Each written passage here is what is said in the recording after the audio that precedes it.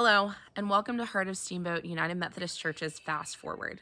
My name is Maggie Taylor, and today I want to share with you a few experiences that I had on our youth mission trip.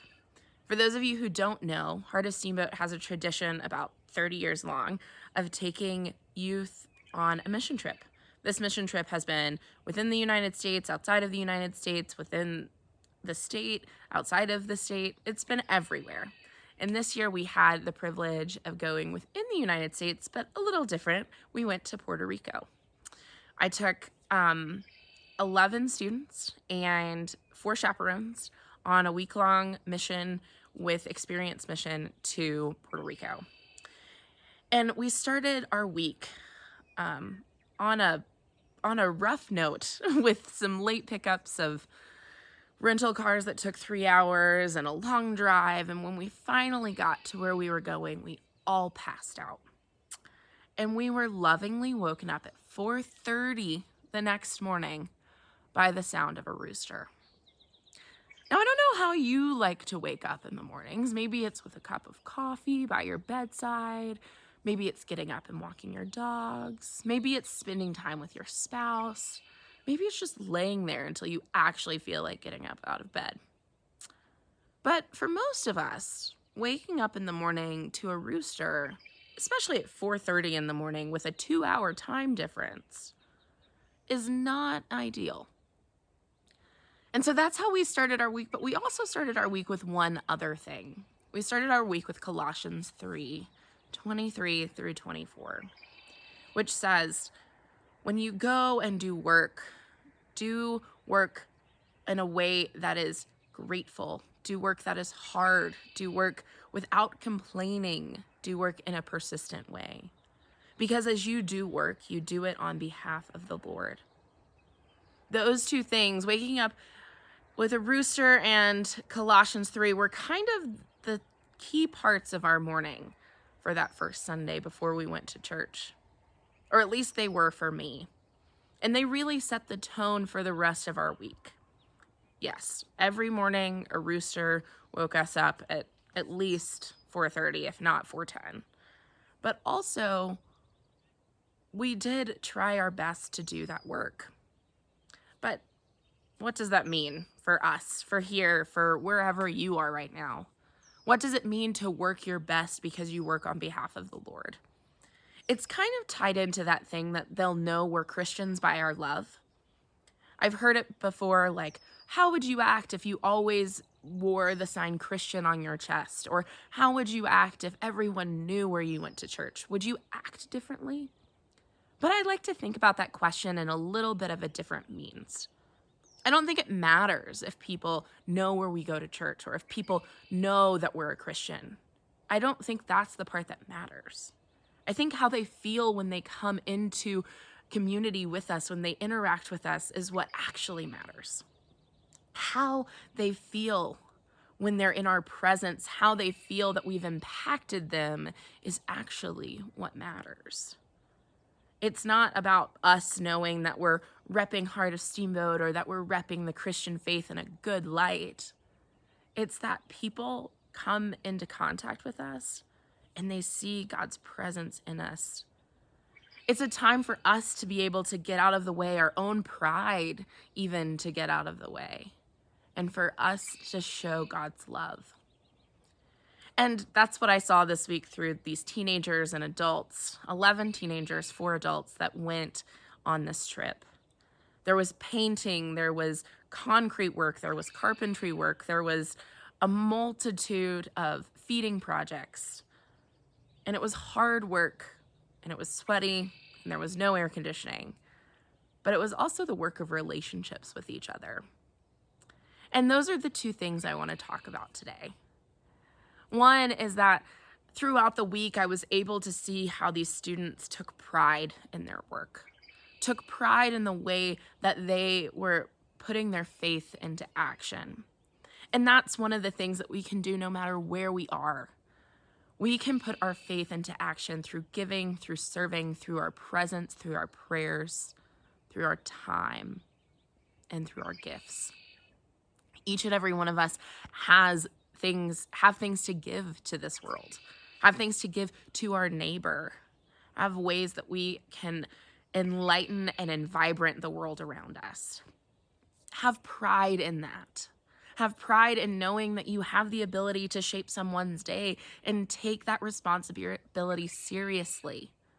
Understand that the way that you approach someone, whether you're doing a good deed or not, really will impact them, really will impact how they see that world for even just a moment. But that is a God-given moment. So often we're like, well, it wasn't a big interaction. I just got mad. But if you take a moment and think about every interaction as a God-given gift, you're able to use those moments with pride. Kind of like how prideful that rooster was in the morning. You're able to see the pride that you can exude of being prideful in how you treat other people. Now, hopefully it's kinder than waking them up at 4:30, but it is a way of being present in this world. So that's the first thing, is that in the ways that you interact, in the ways that you are serving, do it with joy, do it with persistence, do your best, because you do so not only on behalf of yourself, but more importantly, on behalf of God. The second lesson that I really learned from these teenagers and from this bit of Colossians is that relationships and the way that we build and weave those is so important. Now, roosters are not known for playing nice with others, but one of the things I saw this past week with our students is that they really grew into great relationships with each other. And that's something that we can do whether we're away and isolated with a group of people we don't know really well, or we're where we are right now. Jesus was all about relationships. He picked up 12 men who didn't really know each other that well and said, "Come and follow me." And throughout that time, throughout that journey following Jesus, they grew into relationship with each other.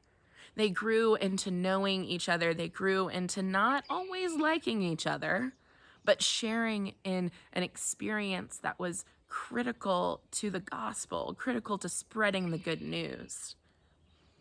Now, I took a very diverse group of kids on this trip. They don't hang out together at school necessarily. Not even all of them go to the same school. But through working with one common goal and through spending time with each other, maybe there were some backs and forths, but through spending time with each other and knowing that we were all there for the same purpose. We all loved God. We all wanted to serve our neighbor. They grew together in relationship. This is another thing that we can do here. Oftentimes it's hard to get out of our comfort zone.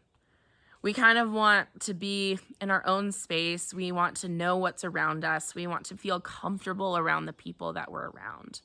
And now I'm not telling you to put yourself in a dangerous situation, but is there someone that's been on the periphery of your life for a long time that maybe you haven't spoken to? Maybe you just think, oh, well, they're not really my kind of person. That was absolutely the opposite of the way that Jesus interacted his life. Even though the Pharisees weren't Jesus's kind of people, he spent time with them. He was willing to talk with them. Even though prostitutes, even though tax collectors, even though fill in the blank weren't the right kind of people, Jesus interacted with them, loved them, and shared with them in meals. So maybe take a moment to think about someone in your life that you've known for a long time or maybe just met, but you've mentally labeled as not my kind of person. What would a relationship with them look like? What would growing and knowing who they've become to be look like? Maybe take a step out. Take a step out and try a new friendship. Try even a new acquaintanceship with someone. Have a genuine conversation. Step away from yourself, again, to focus on how God is calling you into their life. take some time to delve into that. Because on this mission trip, working hard and building relationships were the two critical things I wanted our students to take away. I wanted them to know that they could work hard and do good work, but that more importantly, the relationships they built with those who we were serving alongside and their fellow students was the one thing, if they didn't take anything else out of this trip, that I wanted. Even if they didn't sweat through their t-shirts, even if they didn't make perfect, handprints, not handprints, that would have been bad. If they didn't make perfect paint prints on the wall, but if they built good, genuine relationships with people, relationships that they could take back to Steamboat, and relationships in which they cherished while they were there, that was it. Because relationships and the way that we treat other people is the building block of our faith. Our faith isn't one of those things that we're meant to just keep inside. That's why we go and we serve and we work and we cherish and we enjoy the beautiful bounty, the diversity that God has given us in our neighbors.